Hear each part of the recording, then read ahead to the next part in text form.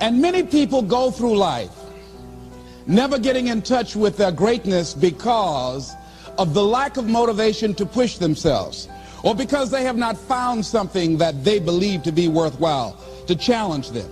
That many talented persons have gone unnoticed, and the world never had a chance to be exposed to their talent because that person did not take the time to begin to express or to demonstrate or to motivate themselves in the direction to bring that which they came into the universe to bring. Many people will leave the universe without a trace. No one will know they were here. And in fact, under their name, we could put under there, not used up. Will anybody know that you came this way? What contribution are you giving? What will you leave? What will be different because you came this way? That life is our gift to us, that God has given us, and how we live our lives is our gift to God. What kind of gift are you formulating? Is this a gift that you like to take back and do something else before you turn it in? Think about that. What can we do? What are some of the keys that we can begin to use to motivate ourselves when our batteries run low? Because I don't care who you are, I don't care what you do, at some time you are going to get tired. At some time you're going to get in a rut. Seem like nothing you do works out right. And sometimes it just seems like you just don't have the wherewithal or the will to do anything. That sometimes you act like you're punch drunk. You're just wading through life, just doing time day in and day out, looking at non-discriminatory television, anything that's on, just looking. And depressed, feeling powerless, feeling useless, and bored. What do you do? How do you get yourself out of a rut? How do you, when you know you can do more than what you've been doing and you're not doing it and you're discontent with where you are, you get angry at yourself. How do you get out of that rut? How do you motivate yourself? One of the things that we must do is that we must be involved in working on achieving self-mastery. You must work on yourself continuously.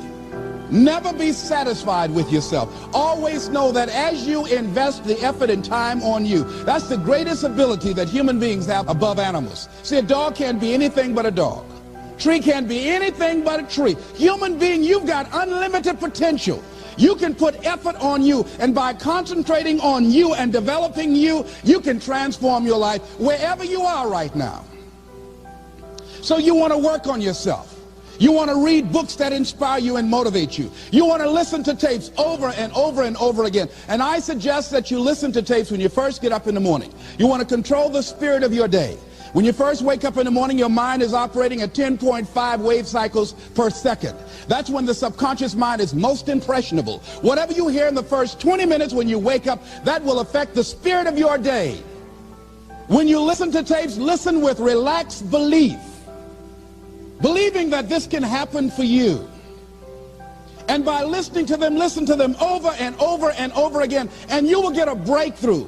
You can listen to the same tape for months, and all of a sudden you hear something you never heard before. It'll have a special meaning for you. Or read the same book over again, and you find some special insight. You said, I can't believe I didn't see that the first time. So you want to be involved in developing yourself. Most people won't do that. Most people won't take that kind of effort and invest that kind of energy in themselves, because they will fall prey to that conversation within. Oh, don't do that. You don't have time. You're too busy. You're too caught up in the rat race. Most people won't do that. Well, they won't take time to go to lectures. They won't take time to go to seminars. They won't take time to go to classes to improve themselves.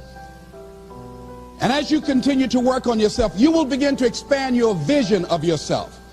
You begin to work towards self-mastery, and you will begin to see it reflect itself in all the dimensions of your life: your mental life, your physical life, your social life, in your relationships, your monetary life. So concentrate on developing yourself, because if you don't, I guarantee you that you will make a settlement. And most people have, and most of us already have. What kind of settlement have you made with your life? Many of us are making in-life settlement. We're settling for less than what we actually deserve. We don't feel good about it, but we make it work in our minds. We'll come up with some kind of excuse to make it all right. What kind of settlement have you made with your life? Many of us settle for less than what we want out of relationships because we don't have the courage to change them. The next thing is, in order to begin to find some keys to self-motivation to drive yourself, in addition to working on yourself, and as you work on yourself, you feel good about yourself, and as you feel better about yourself, you treat yourself differently. Develop a health plan. See, you can't feel well and do well if you don't have good health. You can't perform if you don't have your health. Your health is valuable. Develop a health plan. A plan that you will follow, because this is the only vehicle that you have to carry you through this experience called life.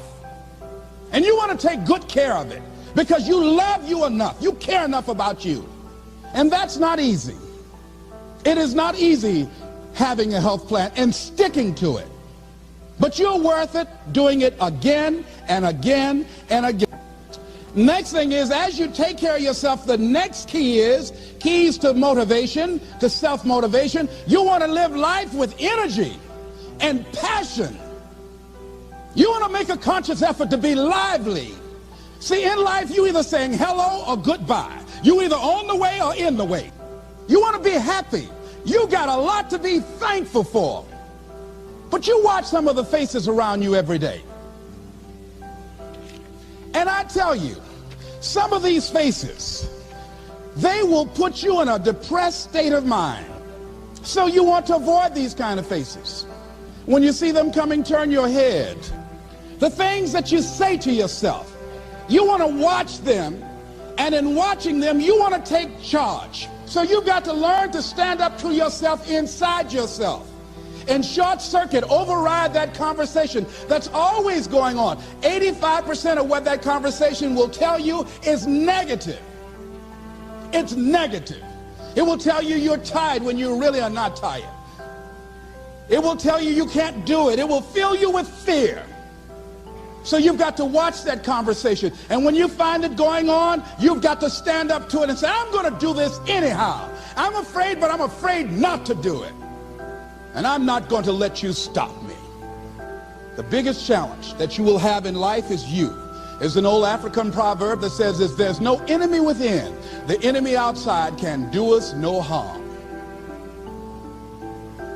The next thing that is a key to self-motivation is that you've got to ask yourself, what do I want out of life? What do you want out of life? What do you want out of a job?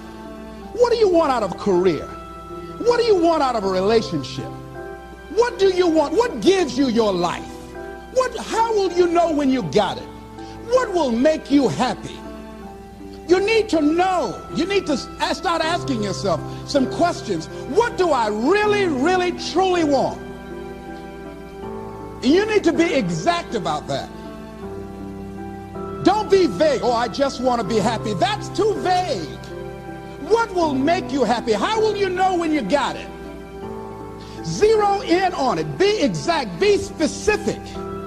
And as you do that, that will stimulate that superconscious mind, or the reticular activating system of your mind, that will begin to find those things, to identify with it. And once you begin to determine that which you want, take the time to write it down. Don't just think about it. Write it down. That is a subjective process that engages the subconscious mind. Write it down. Once you write it down, read it 3 times a day, morning, noon, and night. Why is that important? Because what it will do, it will cause you to focus. It will cause you to concentrate. When that other conversation is going on telling you what you cannot do, telling you all of the impossibilities and all of the obstacles, your concentrating will begin to create a larger vision within yourself, and you'll start looking for and seeing some new opportunities. You start creating some openings for yourself. As you begin to read that every day, day in and day out, that will make you focus. That will discipline your thinking. And you'll get all kind of creative ideas. As I talk to you right now, being involved in this immersion process, you're going to create some openings for yourself. You're going to get some ideas. You're going to feel your adrenaline flowing, and you're going to think about something, some idea you had. And you say, I want to go back and I'm going to look at that again from a different vantage point, not from the level of the problem or the obstacles that I encountered, but from a higher vantage point. Because what you will begin to see and to know as I talk to the higher consciousness within you, that you are powerful, that you are a miracle worker. And that inner conversation has conditioned you to believe that you are not. And as you begin to discover the truth of who you are, whatever challenge that you're facing in life, and if you're living, you're facing some challenge, you'll begin to know that you're powerful and that you're a miracle maker.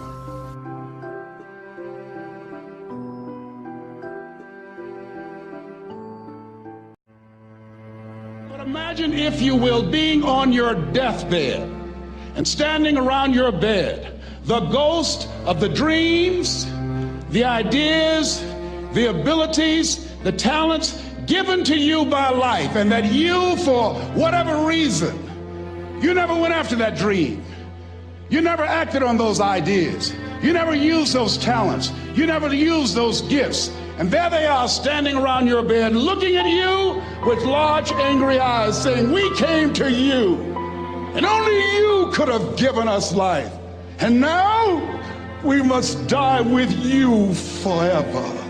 And the question is, if you died today, what dreams, what ideas, what talents, what books, what music, what leadership, what voice will die with you? What if you live your whole life only to discover that it was wrong? That it was wrong, that you were chosen to do something else and you didn't do it. Continue to do those things that you know that work for you after you have evaluated yourself in the situation. Continue to move. Stay busy, stay busy, stay busy. Find somebody that you can help so you can forget about you for a moment. See, sometimes the best thing to do is to be. Sometimes you have to just back up and go within yourself. A bow and arrow, you can't take a bow and just push it out an arrow. You just can't push the arrow out. You have to pull it back and then release it. Sometimes you have to back up and go within and pray and meditate and recharge your batteries. Go away, clear your head, and then come back and look at it from a different vantage point. Don't operate while you are under the spell or the effect of what's going on. Next thing is that you've got to activate the thinker in you. Don't allow your emotions to control you. We are emotional, but you want to begin to discipline your emotion. If you don't discipline and contain your emotions, they will use you. Your mind goes on automatic. You don't have to force yourself or motivate yourself to think negatively, to be depressed, to hate somebody, to want revenge, to want to get back at somebody, to beat yourself up over the head, to feel loaded with guilt. You don't have to make any effort to do that. Your mind is on automatic. It will do that by itself. But if you want to begin to move into your own personal greatness, if you want to begin to really enjoy a happy, successful, healthy life, you've got to be willing to go against the tide. You've got to be willing to harness your will and say, in spite of this, I'm in control here. I'm not going to let this get me down. I'm not going to let this destroy me. I'm coming back. And I'll be stronger and better because of it. You have got to make a declaration that this is what you stand for. You're standing up for your dreams. You're standing up for peace of mind. You're standing up for health. You want it, and you're going to go all out to have it. It's not going to be easy when you want to change. It's not easy. If it were in fact easy, everybody would do it. But if you're serious, you'll go all out. So yes, I'm going to turn this situation around. I'm not going to sit back and moan and cry over what happened and what went wrong and who did what. I'm going to do something about this situation. The next thing that is important is that expect things to get better for you, because they are. See, life is cyclic. You're not, whatever experience you're having right now, it has not come to stay. It has come to pass. Not to stay, just to pass. It's just going through. The biggest challenge is to know what's happening. This is a part of this thing we call life. This too shall pass. And maintaining perspective, putting it in perspective. See, a lot of us, because of our limited vision of ourselves, a lot of us who begin to focus on problems and enable them to overwhelm us, we begin to think that we have no options. We begin to believe that there's no way out. There's always a way. Where there's a will, there's a way. Say, I'm unstoppable. You've got to make those kind of declarations to yourself. I'm unstoppable. This will not get me down. And if I get knocked down, I'm going to be like Leo Pascal. You said you're going to have some low moments in life, but when you do, you will have high lows when you work on yourself. What are some of those things that you can do during this period of time? Go for walks. Do some things for you. Just go for a stroll so you can engage in some reflective thinking on life, on yourself, looking and enjoying the universe, smelling the roses along the way. Because you're going to have sometimes low moments when you won't want to get out of bed. You just want to stay there. At times you won't want to come out the house. At times you'll be feeling bad and don't know why. What's wrong? I don't know. It's necessary as you look at your goals and your dreams, it's necessary that you have a strategy and a game plan to change the story that you believe about yourself. And that's an ongoing process. I've discovered, and many people have, that what we do, what we accomplish, what we produce is a result of the story we believe about ourselves. My favorite book says, be ye not conformed to this world, be ye transformed by the renewing of your mind. And so as I began to work on myself, I realized that I'm getting out of one story and stepping into another story. As I become aware of some things, there's still some things I'm not aware of. So I'm still growing, I'm still developing. I'm like the lady who said, Lord, I ain't what I want to be, ain't what I'm going to be, but thank God I sure ain't what I was. But I realize that you have to work on yourself on a regular basis, and write this down, for mental mindset. For mental mindset and stamina. Because things are going to happen to you. I believe that the reason that most people go to their graves with their talents and abilities and skills in them is because of the fact, number one, many are like me. They didn't know that they didn't know and thought they knew. I thought I knew myself, and I really didn't know myself as well as I thought. I've discovered that sometimes people can take you to a place within yourself that you can't go by yourself. The other reason is I was afraid. I never worked for a major corporation. I wanted to speak for corporations. I was afraid I would be exposed because I don't have a college education. I felt inferior because of the fact that I don't have a college education. I allowed that level of fear of failure to stop me. And because I never had an experience in it, I assumed that I could not do it. I was paralyzing myself by believing and assuming the limited part of myself as opposed to believing that I had something special. You have something special. There's something you want to do. Because you don't know how to do it doesn't mean that you can't learn. I like something that I heard. You don't have to be great to get started, but you have to get started to be great. The other thing is take full responsibility for your life. Accept where you are and the responsibility that you're going to take yourself where you want to go. Someone said we have two primary choices in life. We can either accept conditions as they exist, or we can take the responsibility to change them. See, a lot of people want to exempt themselves from taking responsibility. All they want to do is talk about the problem. Every time you see them, they'll tell you their story over and over and over and over again. No. You want to take responsibility for your life. I got me here, I can get me out of this. And I'm getting out. I'm not going to be a volunteer victim. There are two kinds of people in life. You know, he said those that make things happen, those that watch things happen, and those that don't know what happened. People that get along in this life look around for the circumstances that they want, and if they can't find them, they make them. They create them. So part of beginning to get unstuck, you've got to decide that the behavior pattern that you have adopted doesn't work for you. You've got to change your strategies, and changing your strategy means reinventing your life. Recreating you, and you have the power to do that. You can decide that you're going to change, that you're not going to be a wimp. You can decide that you're going to stand up to life. You can decide that I'm going to live each day as if it were my last. You have the power to make that decision. You can decide I'm going to work on myself and develop myself.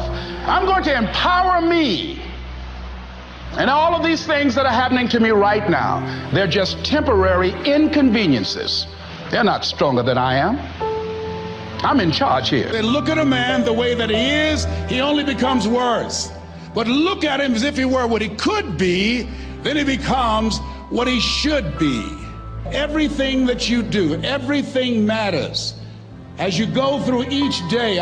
And one of the things that I can just tell you as you think about your goals and dreams, all of us can say in a spirit of integrity that it's possible. That if anybody at any point in time lived their dream, then it's possible that I can live mine. If there's no enemy within, the enemy outside can do us no harm. And so, as you look at your goals and dreams, every day we must convince ourselves, we must sell ourselves on that it's possible. See, the people that will live their dreams, the 2% that will do that, these are, and write this down, become a risk taker. They're risk takers. They don't mind failing. They don't mind making mistakes. They're willing to take life on, take life in the collar. This, God said, if you're not willing to risk, you cannot grow. And if you cannot grow, you cannot become your best. And if you cannot become your best, you can't be happy. And if you can't be happy, then what else is there?